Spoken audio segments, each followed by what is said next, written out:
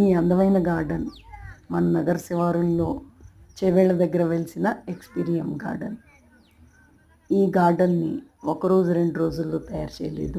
30-40 సంవత్సరాలు కష్టపడి చెట్లని వివిధ ఆకృతుల్లో మలిచి తయారు చేసిన ఈ అందమైన గార్డెనే ఈ గార్డెన్ వైశిష్టం ఏంటంటే దీంట్లో 6 పాయింట్స్ ఉంటాయి. ప్రతి ఒక్క పాయింట్లో కొన్ని అమరికలు, కొన్ని మొక్కల పొందిక, ఇవన్నీ కూడా మనం చూడవచ్చు.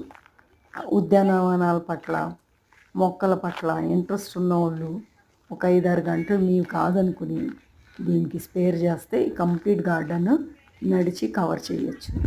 అలా మీరు కవర్ చేయాలనుకుంటున్నప్పుడు మీకు 1200 ఎంట్రీ ఫీజు సరిపోతుంది. లేదు మీకు అంత నడిచే ఓపిక లేదు అనుకుంటే 6 పాయింట్లు ఉంటాయి. పాయింట్ టు పాయింట్ మనల్ని బగ్గిల్లో తీసుకెళ్తారు. ఈ బగ్గిళ్ళు ఉన్నాయి కదా, వీటిల్లో తీసుకెళ్తారు.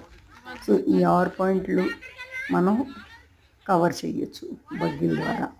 సో అప్పుడు మనం ఒక 2-3 అవర్స్లో కంప్లీట్ చేయొచ్చు. కానీ కొద్ది గొప్ప నడవగలిగే వాళ్ళే వెళ్తేనే ప్రతి చెట్టుని, ప్రతి పొందికని, ప్రతి అమరికని ఎంజాయ్ చేయొచ్చు.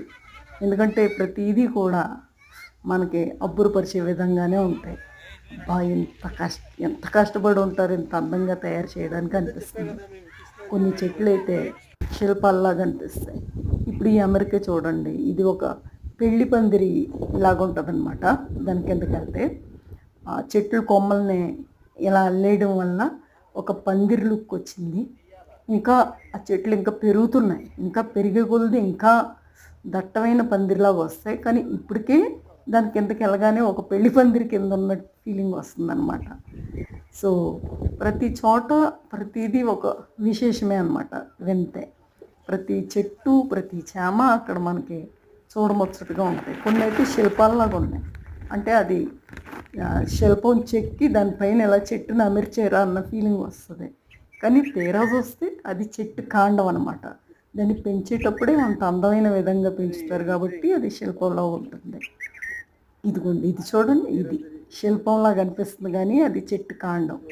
సో ఇలా ప్రతి చోట మనకు ఒక వింత. వెనకాల చూసారా పూల కుండీలు, పూల కూజల్లాగా, అవి కూడా చెట్టు కాండాలనే అలా పెంచారు, ఆ జాలి జాలీలాగా. సో ఇది చెప్తే కంటే అక్కడ మీరు వెళ్ళి చూసి అనిపిస్తే చాలా బాగుంటుంది. తప్పకుండా ఈ గార్డెన్ విజిట్ చేసి ఆ అందాలనే చూస్తారని ఆశిస్తా. నా ఈ వీడియో కనుక నచ్చితే లైక్ చేయండి, షేర్ చేయండి, అందరికీ చూపించండి.